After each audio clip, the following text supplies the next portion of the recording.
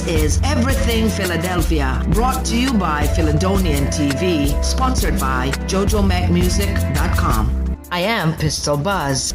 Philadelphia's Chinatown is getting a new affordable apartment building for senior citizens in place of one of the moonscape of surface parking lots that line the neighborhood's eastern edge. The 51-unit structure is the only vestige of an ambitious development that dates to 2017, which would have placed an office complex for legal aid groups, abundant public space, a hotel, and a large number of market-rate apartments near 9th and Vine Streets. But the funds were scarce for that project, especially after the pandemic struck, and the more ambitious plan was called off in 2020. The developer Penrose, in consultation with the Philadelphia Chinatown Development Corps, PCDC, which is a neighborhood advocacy group and developer, and the City Redevelopment Authority, which owns the land, decided to move forward on this portion of the project. Lindsay Samsey, developer with Penrose, said, quote, "If we're not going to do this entire master development with 3 buildings on each of the developable parcels, what is the most important feature of this project that we are able to achieve?" And that obviously was senior affordable housing. Documents made public in advance of a meeting before the city's Advisory Civic Design Review Committee show a community room on the ground floor with a large courtyard, a management suite, and an entrance along 9th Street. The units will be a mix of studios, 1-bedrooms, and 2-bedrooms at 60% of area median income, or about $1,042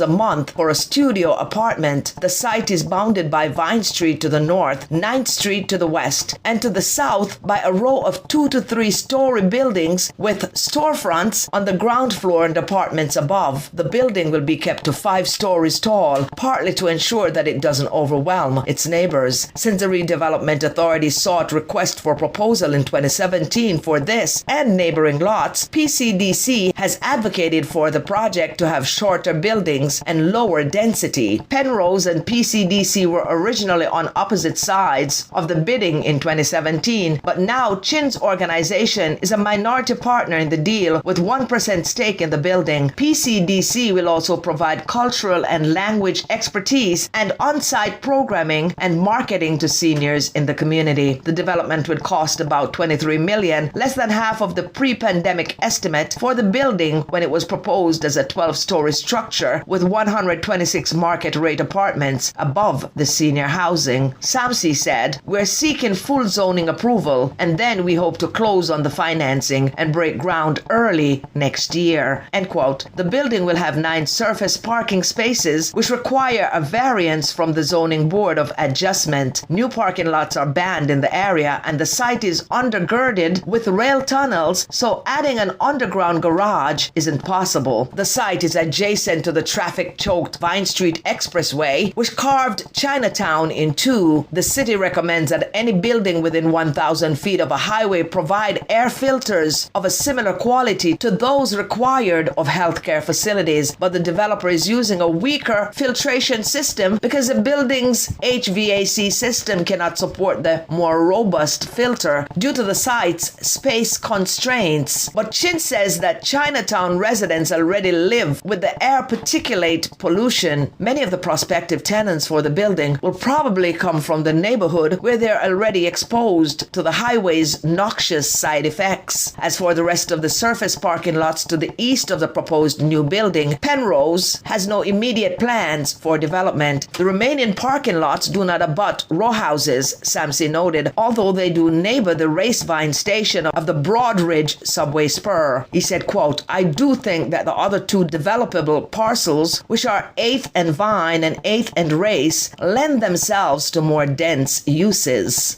I am Pistol Buzz. That was Everything Philadelphia, brought to you by Philadelphian TV, sponsored by JoJoMacMusic.com. I'm gonna sing, yeah, you know.